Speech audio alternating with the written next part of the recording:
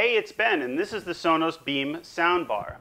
What we're going to do today is see how it does replacing my old wired 5.1 system.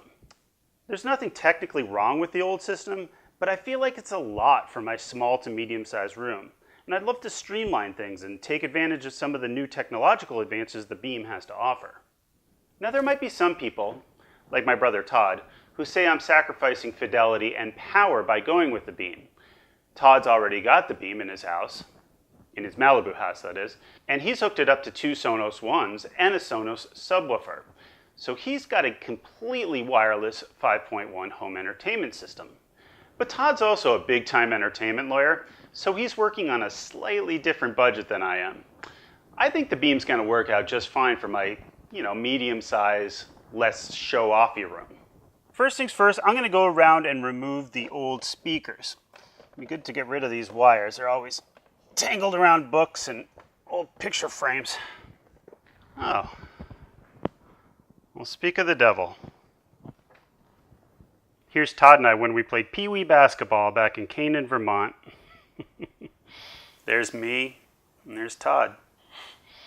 I still remember when Todd hit the winning shot against Colebrook, and we were all so excited. We jumped up off the bench and mobbed him.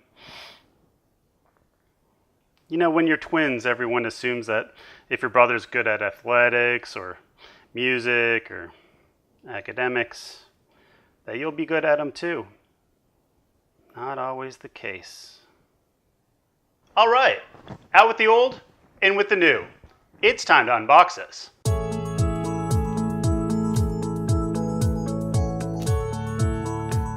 You know, another thing I hear a lot is that twins can communicate telepathically or feel each other's pain.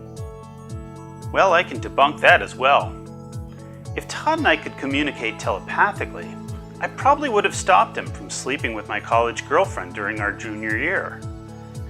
And if he could feel my pain, he certainly would have felt how cold it was watching them from outside his frat house at 3 a.m. in the middle of December.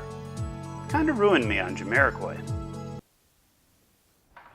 The nice thing about connecting the Beam is that it's just 2 cables, HDMI and power.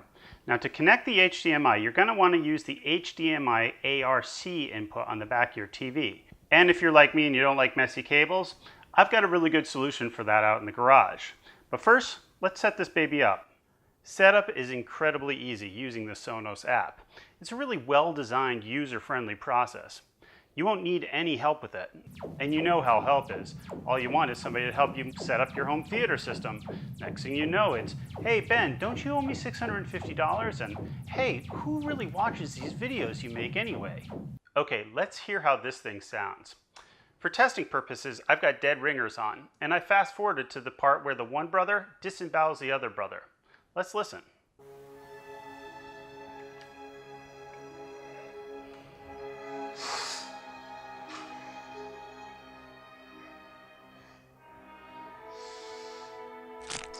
I have to say, I'm pretty amazed how one soundbar is able to reproduce the stereo effects, and I don't find myself missing the surrounds at all.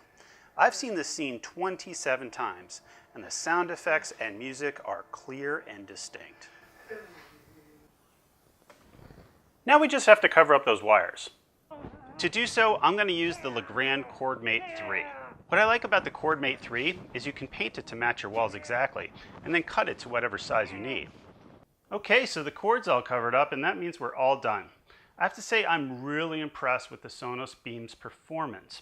It's made it easy to forget the way things used to be. In fact, I'm going to give it 5 stars for functionality and 5 stars for performance. Let's give it one more listen.